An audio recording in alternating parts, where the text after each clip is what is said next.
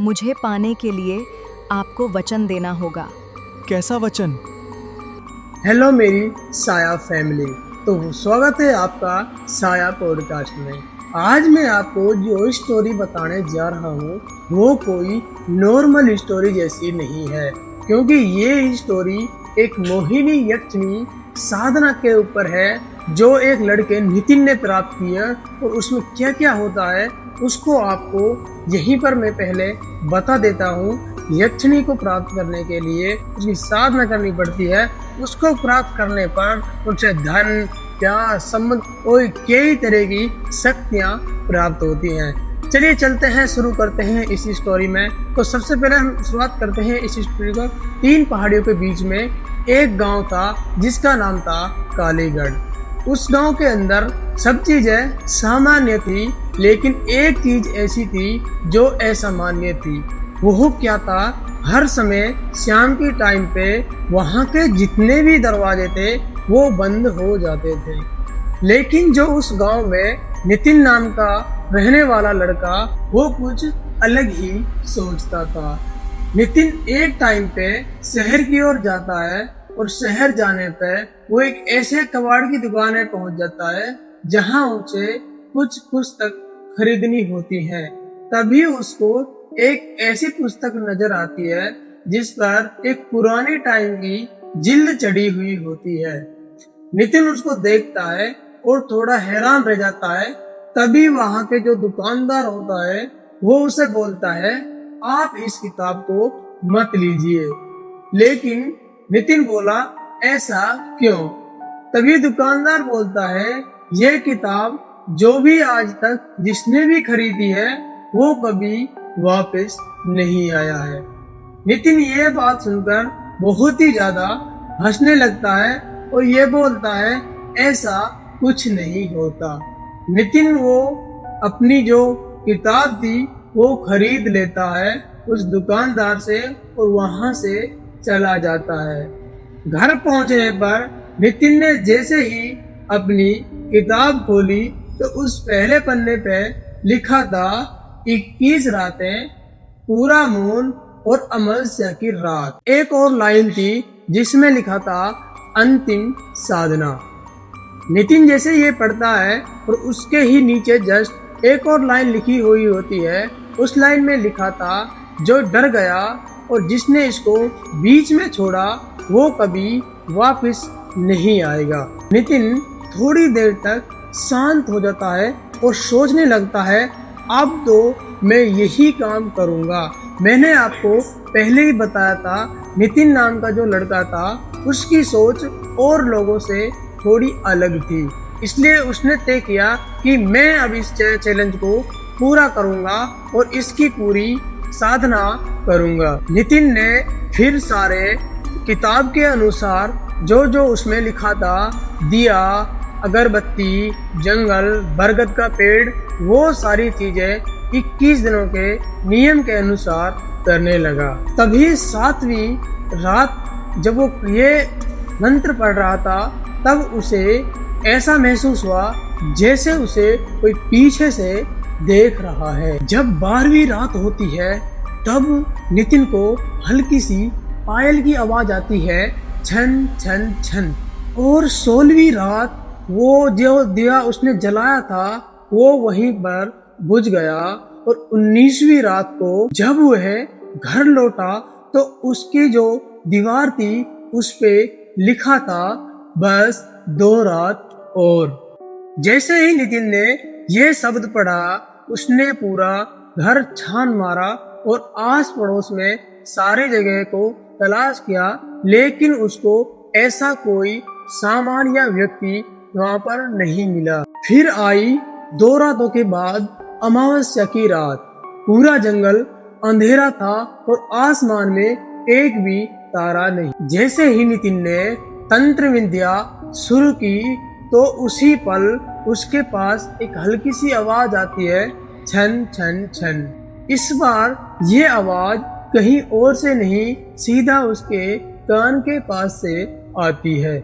जैसे ही नितिन ने ये आवाज सुनी, नितिन का दिल वहीं पर रुक गया, क्योंकि नितिन ने ये नाम कभी किसी को नहीं बताया। फिर आवाज आई, तुमने मुझे बुलाया, अब पीछे मत हटना। नितिन की आंखें बंद हो गई, उसका गला सूख गया, लेकिन नितिन मंत्र फिर भी दोहरा रहा था।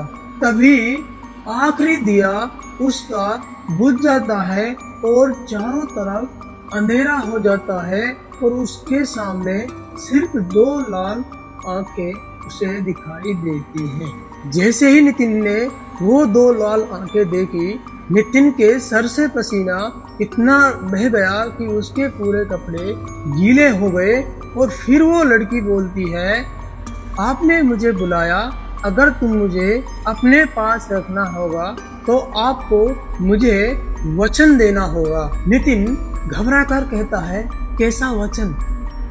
थोड़ी देर तक सन्नाटा रहता है, फिर हल्की सी हंसी आती है।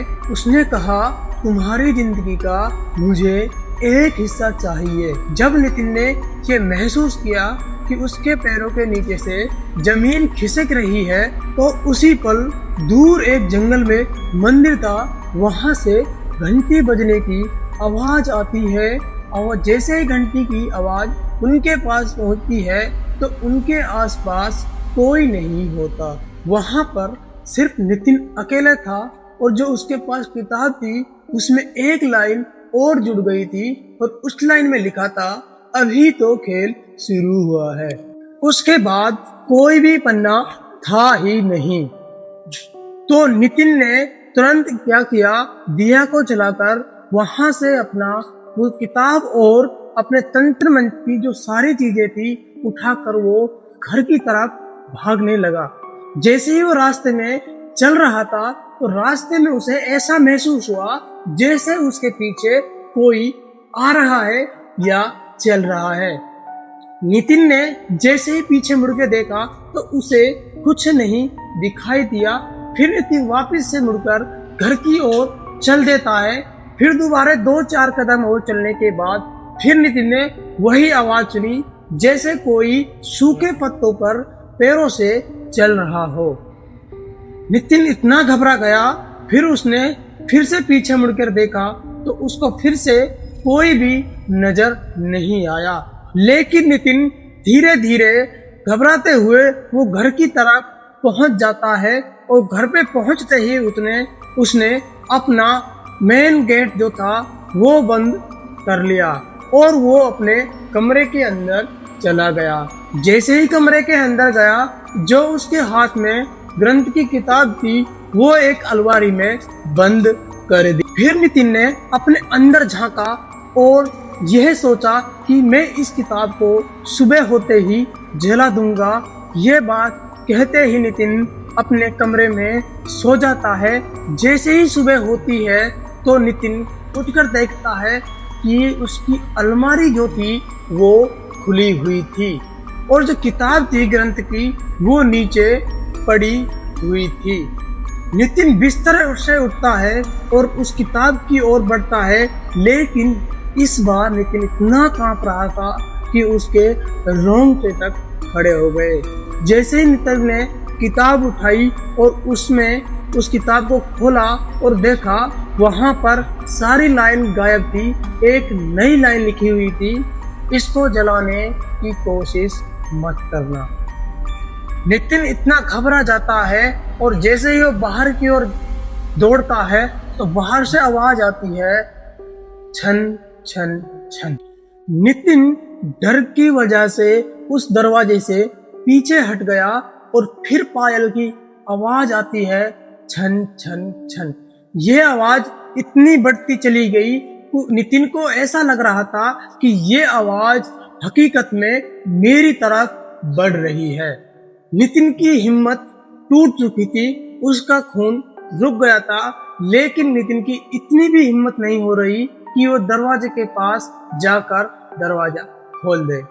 फिर एकदम से आवाज आती है बगल से और कहती है, नितिन। जैसे ही नितिन ने यह आवाज सुनी, नितिन के पैरों के नीचे से जमीन ही खिसक गई। कुछ सेकंड बाद फिर आवाज आती है, तुमने जवाब नहीं दिया। फिर नितिन कांपती आवाज बोलता है, कैसा जवाब। कुछ देर तक तो वो खामोश रहती है, फिर कहती है, जो तुम्हारा है उसका एक हिस्सा। नितिन ने कहा, मैंने तो आपको कुछ नहीं दिया। फिर बाहर से कुछ देर तक तो खामोशी रहती है, फिर हंसती हुई बोलती है, दिया है ना आपने आपका समय। नितिन ने घड़ी की ओर देखा तो घड़ी उसकी रुकी हुई होती है और उसमें बजे हुए थे 3:17। जब नितिन खिड़की की ओर देखता है तो वहां से सुबह की रोशनी दिख रही थी और जैसे ही नितिन खिड़की के पास गया और उसने देखा तो गांव में सब कुछ सामान्य थे। सब लोग काम पे जा रहे थे और बच्चे भी स्कूल जा रहे थे। लेकिन नितिन ने फिर मुड़कर अपनी घड़ी को देखा तो उसकी घड़ी अभी भी 3:17 पर अटकी हुई थी। नितिन के कमरे में एक शीशा था जिस पे नितिन का चेहरा नहीं, उसके पीछे एक लंबे बाल और सफेद चेहरा, काली और लाल आंखें। जब नितिन ने यह देखा तुरंत पीछे मुड़ा, लेकिन उसके पीछे कोई भी नहीं था। नितिन ने फिर से आईने की तरफ देखा तो आईने में सिर्फ अब वो अकेला था, लेकिन आईने पे लाल खून से लिखा हुआ था, पहली रात पूरी हुई।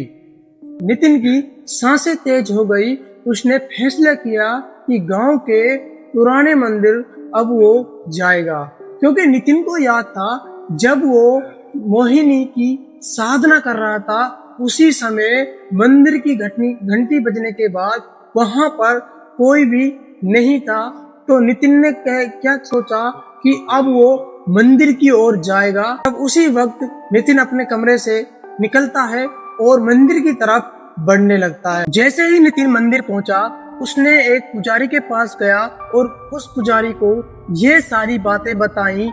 21 रातें, पूरा मौन, अमावस्या की रात और लाल आंखें। जैसे ही पुजारी ने उसकी ये बातें सुनी तो पुजारी का चेहरे का रंग उड़ गया। फिर पुजारी ने पूछा कि वो किताब तुम्हें कहाँ से मिली। नितिन ने बताया, मैं एक समय एक दुकान पे गया था जहाँ पर मुझे ये किताब मिली थी। पुजारी ने पूछा, आपने उस किताब पर कोई नाम लिखा हुआ देखा था क्या? फिर नितिन कहता है, उस पर कुछ नहीं लिखा था। फिर पुजारी कुछ देर तक तो चुप रहता है, फिर कहता है, नितिन वो किताब एक्चुअली में। फिर पुजारी कुछ देर तक तो चुप रहता है, फिर पूछता है, नितिन उस दुकान का नाम क्या था?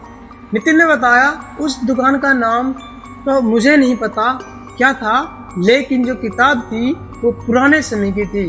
पुजारी ने बताया, असल में वो किताब इस दुनिया की है ही नहीं, उस किताब ने आपको चुना है। जैसे ही नितिन ने ये बात सुनी तो नितिन के पैरों से जमीन खिसक गई और उसने कहा कि आगे मेरे साथ क्या होने वाला है। तो पुजारी ने कहा, ये जो किताब है जिसकी आप साधना कर रहे हैं, ये कोई साधारण स्त्री नहीं है। इसे जो पाएगा वो जान से जाएगा, अगर नहीं भी जाएगा तो उसकी पूरी शर्तें माननी होंगी। यह साधना कोई साधारण साधना नहीं है, इसके बदले आपको उसे कुछ ना कुछ ऐसा देना होगा जिससे वो खुश हो। नितिन ने कांपती हुई आवाज में पूछा, क्या?